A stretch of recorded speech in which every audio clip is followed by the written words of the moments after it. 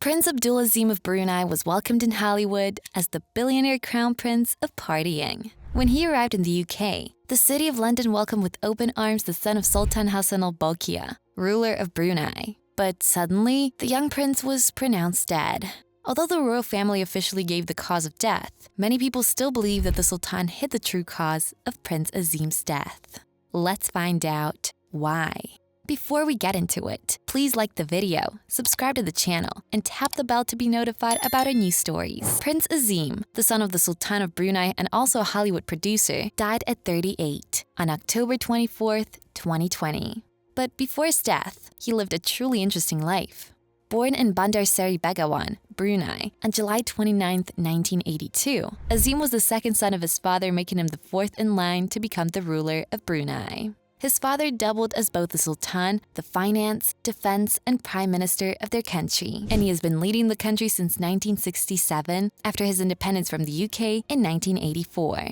He presently remains the longest reigning current monarch and the leader who has served the longest. Known as one of the wealthiest individuals in the world, with a net worth estimated at $30 billion as of 2023. His family lived in absolute luxury. The Sultan married 3 wives, and he had 5 sons and 7 daughters. Prince Azim's mother, former Pengar and Ishtari Maryam Abdul Aziz, who was the Sultan's second wife at the time, was a flight attendant for the national carrier Royal Brunei Airlines. But in 2003, her husband ended their marriage and took away all the royal titles. He, however, kept his son Azim with him because he was an heir to the throne regardless of the trouble between his parents. The prince then attended the International School Brunei. He continued his education at Raffles Institution and Oxford Brookes University, finishing with a degree in politics and international relations. After all that, in 2008, the prince and the Sultan went to Camberley, Surrey to get him into the 9-month officer training course at the Royal Military Academy, Sandhurst. Shockingly, Prince Azim dropped out of the course 1 week later.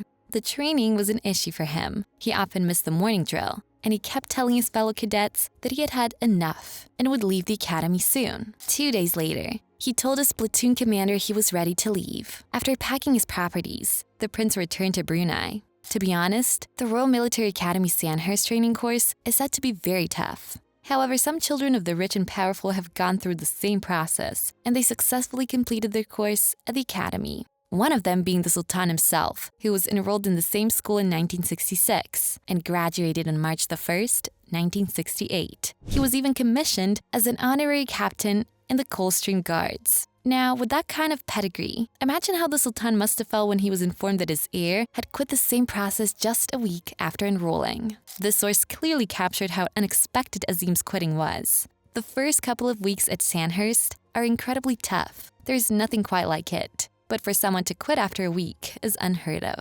The situation must have been humiliating. This was the start of a strain between father and son. It can be said that the prince did not enjoy a life of stress. Why would he? His father was a billionaire. He himself, as the Prince of Brunei, had a net worth of $5 billion. The next step Prince Azim took was once again against his father's wishes. Azim decided to pursue his dream of Hollywood stardom. He left Brunei and moved to London, deciding to become a Hollywood movie director. The young prince invested some of his billions into his London-based film company, Daryl Prince Productions. Azim was known for throwing lavish parties, where attendees left with gift bags worth tens of thousands. These parties got him the attention of Hollywood A-listers, and this enabled him to make the movies with the likes of Hilary Swank, Emmy Rossum, Charlize Theron, Nicholas Hoult, Christina Hendricks, and Josh Duhamel. Some of his films included You're Not You in 2014. The next year, he produced Dark Places. In 2016, he produced the comedy Wild Oats, which had Shirley MacLaine and Jessica Lange. Then, in 2017, The Time of Their Lives starring Joan Collins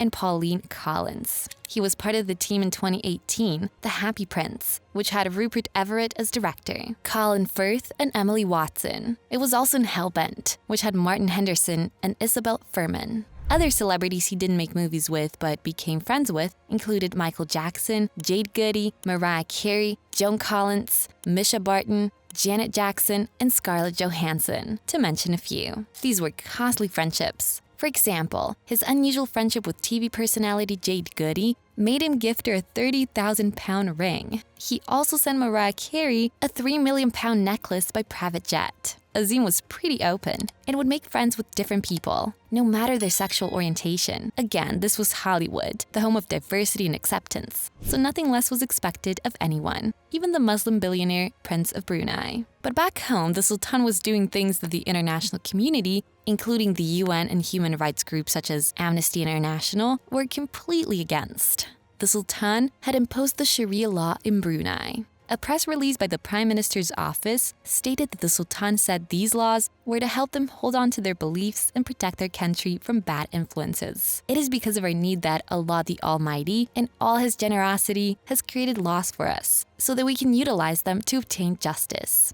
The consequences of failing to follow these laws were either fines or imprisonment. Later, it was added that stoning, whipping, and amputation will eventually be included as punishments. Sex outside of marriage or sex between consenting adults of the same gender would also be treated as a crime. Also, minors receive similar punishments if they do something wrong. Many Hollywood celebs, including Jay Leno and John Legend, called these decisions harsh and old-fashioned. In fact, George Clooney even stopped using the hotel that was owned by the Sultan. But despite all the criticism, the Sultan didn't budge on the decision he had made. This was a CNN report about the laws.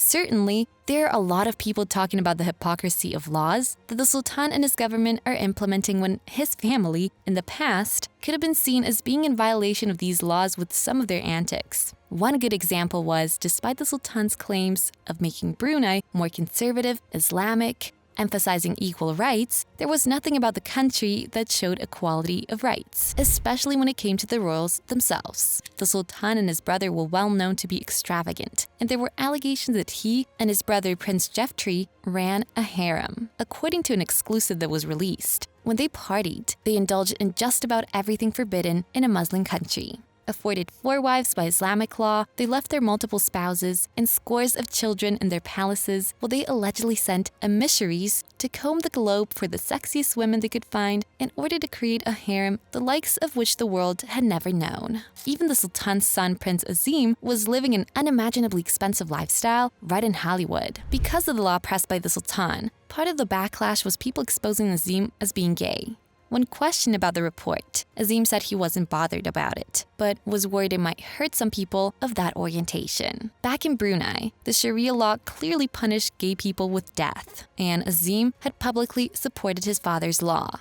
The pretense caused the people in the community and his friends, who were apparently gay, to reject him. But Azim was just probably placed in a tight spot, and he just couldn't support one camp without appearing to hate the other. Despite the backlash as a result of the Sharia law, people knew Azim loved giving back to the community. He supported the arts and helped youths and people with disabilities. Back in 2009, he worked with MCM and used the proceeds to support the Make-A-Wish Foundation UK. He reportedly told people to treat autistic individuals with respect and love. He also supported any causes of autism awareness that came his way. Unfortunately, something very tragic happened on October 24, 2020. Brunei was shocked at the passing of the 38-year-old Prince Azim. The news was apparently delayed, and the official announcement occurred only later that day. The cause of death was initially kept hidden. Azim was diagnosed with severe systemic vasculitis, which is an autoimmune disease, earlier in 2020. At the same time, he was dealing with bipolar disorder. It was only 3 days after his death that the gag order on the cause of death was lifted.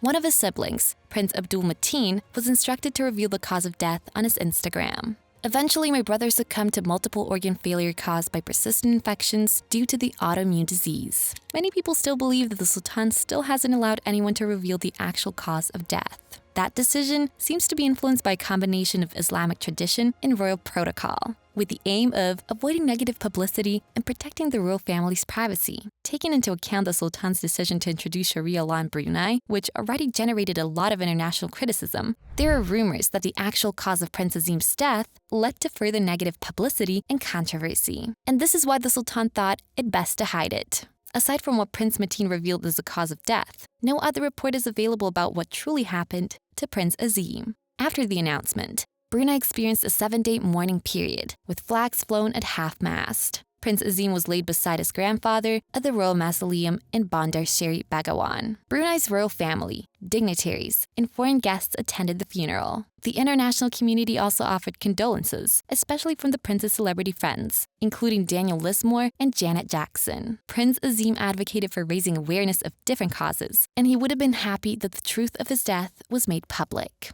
We would like to know what you think. Why is the Sultan hiding the cause of death? Please comment below. Let's hear from you.